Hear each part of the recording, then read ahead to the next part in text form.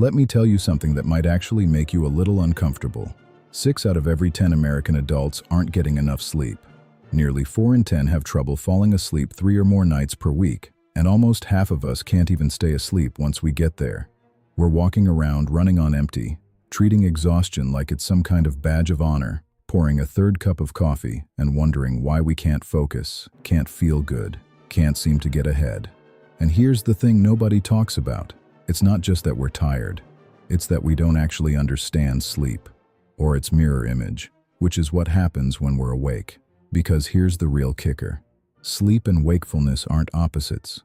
They're partners. What you do while you're awake determines how well you sleep. And how well you sleep determines who you are when you're awake. These two phases of life are stitched together so tightly that you genuinely cannot improve one without thinking about the other. So, today, that's exactly what we're going to do. We're going to understand both, and more importantly, we're going to figure out what to actually do about it.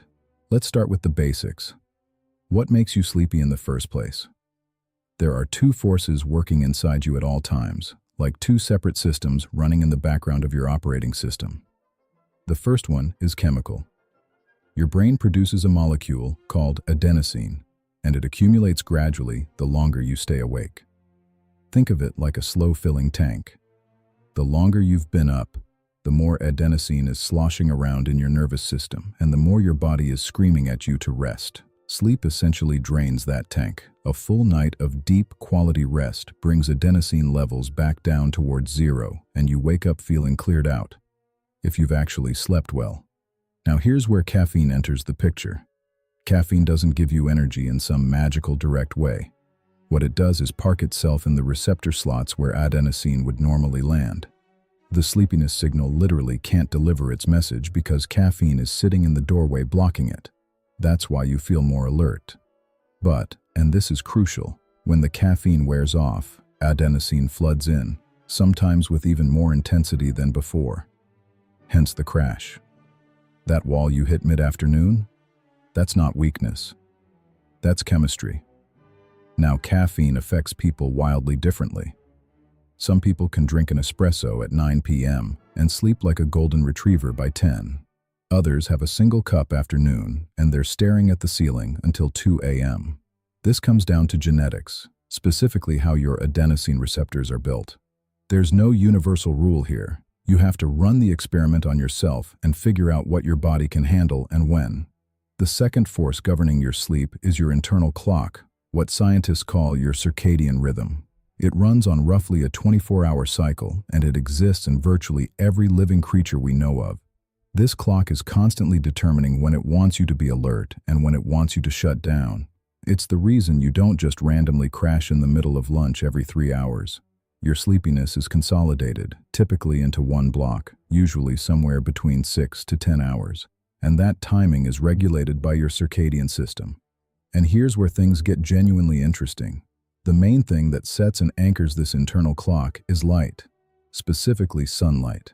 And I want you to take this seriously, because it might be the single most underrated daily behavior that affects your focus, your mood, your metabolism, your hormones, and your ability to actually sleep at night. Inside your eyes, not the parts responsible for seeing shapes and colors and faces, there's a specific set of neurons called melanopsin ganglion cells. These cells don't care what something looks like.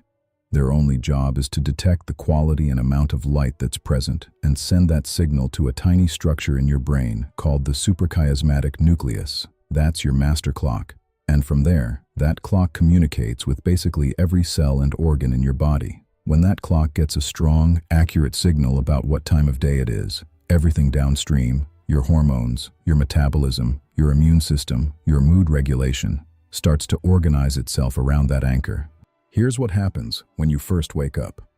Assuming you've slept, your brain triggers a release of cortisol from your adrenal glands. Not the stress spiral kind of cortisol. A healthy morning pulse that essentially boots up the whole system. Heart rate goes up. Muscles start engaging. Your brain shifts into a more alert state. This cortisol rise also sets a timer, and about 12 to 14 hours after that timer starts, your pineal gland releases melatonin, the hormone that signals to your body that darkness has arrived and it's time to wind down. But here's what most people are doing instead. They wake up, roll over, grab their phone, and start scrolling. Maybe they make coffee in a dim apartment. Maybe they get in their car with sunglasses on and drive to work through a windshield, and none of that is giving their eyes the signal they actually need. Research shows that looking at light through a window is roughly 50 times less effective at setting this circadian clock than simply stepping outside. Your indoor lighting, as bright as it might seem, is producing maybe a few hundred lux. Outdoor light, even on an overcast morning, can register anywhere from 10,000 to 50,000 lux. That's not a minor difference. That's a completely different category. The fix is almost absurdly simple. Go outside within the first hour or so of waking up. No sunglasses if it's safe to skip them. You don't need the sun blazing directly at your face. You just need that scattered morning light reaching your eyes. 2 to 10 minutes is usually enough on a bright day. It might take closer to 20 or 30 minutes on a heavily overcast day. But just doing this consistently starts to anchor your internal clock in a way that makes falling asleep easier, waking up easier, and feeling alert throughout the day more natural. There's also a second light window worth knowing about. The late afternoon or early evening, around the time the sun starts getting low in the sky again. Viewing that low-angle evening light signals to your brain that the day is wrapping up, and it actually provides some protection against the harmful effects of artificial light later in the night. Which brings us to the flip side, and this is where modern life is quietly doing damage that most people don't connect to their daily struggles. The longer you've been awake, the more sensitive your retina becomes to light. So by 10 or 11 p.m., even a dim phone screen or an overhead light can signal to your brain that it's morning. Your circadian clock gets confused, melatonin gets suppressed, and suddenly falling asleep feels like trying to wrestle your brain to the ground. There's even evidence that bright light exposure between roughly 11 p.m. and 4 a.m. suppresses dopamine in certain brain regions, the same dopamine that helps regulate mood, motivation, and emotional resilience. It's not just that staying up late makes you tired. It can actively contribute to patterns of low mood, reduced focus, and emotional dysregulation over time. The habenula, sometimes called the disappointment nucleus, gets activated by late-night light exposure and has a measurably dampening effect on how good we feel. The solution isn't to turn your home into a pitch-black bunker every evening. It's simpler. Dim your lights after sunset. Keep them low in the room, not overhead. Use warmer, softer light sources. Candlelight and firelight, for what it's worth, don't appear to trigger the problematic pathway, which maybe explains why humans have gathered around fires at night for hundreds of thousands of years and slept just fine. Now let's talk about a few tools for when falling asleep itself is the challenge. Meditation, yoga nidra, and certain forms of guided hypnosis all do something similar. They use the body to calm the mind. That phrase sounds soft, but there's real neuroscience underneath it. We're generally much better at forcing ourselves to stay awake than we are at forcing ourselves to fall asleep. You can power through tiredness with willpower, but you can't willpower yourself into unconsciousness. When your mind is looping through tomorrow's to-do list or replaying a conversation from 3 days ago, trying to think your way to relaxation almost never works. What does work is engaging your body, specifically through slow, exhale-emphasized breathing and deliberate body relaxation, which activates the parasympathetic nervous system, the calming side of your autonomic nervous system, and starts to bring you down from that elevated arousal state. Yoga Nidra, in particular, has some fascinating research behind it. Studies have shown that this kind of deep rest practice can actually reset dopamine levels in areas of the brain involved in motivation and deliberate action. So it's not just relaxing in the moment, it's restoring your capacity to engage with the world intentionally afterward. Even a 10 to 20-minute session in the afternoon or before bed can meaningfully shift your ability to fall asleep and the quality of the rest that follows. On the supplement side, and I want to be clear that I'm not prescribing anything, and you should always run these conversations by your own doctor, there are a handful of compounds that have genuine peer-reviewed evidence behind them for supporting sleep quality. Magnesium threonate, in doses around 300 to 400 milligrams taken 30 to 60 minutes before bed, appears to help the mind quiet down by supporting the GABA system, which essentially puts the brakes on analytical thinking. Theanine, around 100 to 200 milligrams, can have a similar effect. Some people find both together work well. Others find it makes them groggy in the morning, so you have to calibrate. Apigenin, derived from chamomile, is another option at around 50 milligrams, though women who are monitoring estrogen levels should be aware it has estrogen-suppressing properties.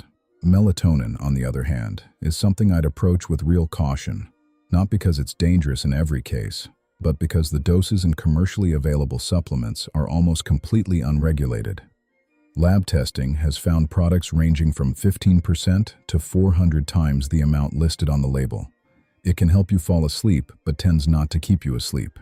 And for children especially, melatonin plays a role in suppressing puberty onset, so supplementing in young people is something that warrants a real conversation with a pediatrician. But here's what I want you to hold on to as the through line of all of this. Your biology has a profound built-in logic. People who get the recommended amount of sleep are 45% more likely to be flourishing compared to those who are unsatisfied with their sleep. That's not a small edge. That's a fundamentally different experience of being alive. And a lot of it comes down to behaviors that don't cost a single dollar. Getting outside in the morning, dimming your lights at night, and learning to use your body to bring your mind down to rest. You are not broken if you struggle with sleep. You're just probably running a few mismatches between your biology and your environment. The technology around us was not designed with your circadian system in mind.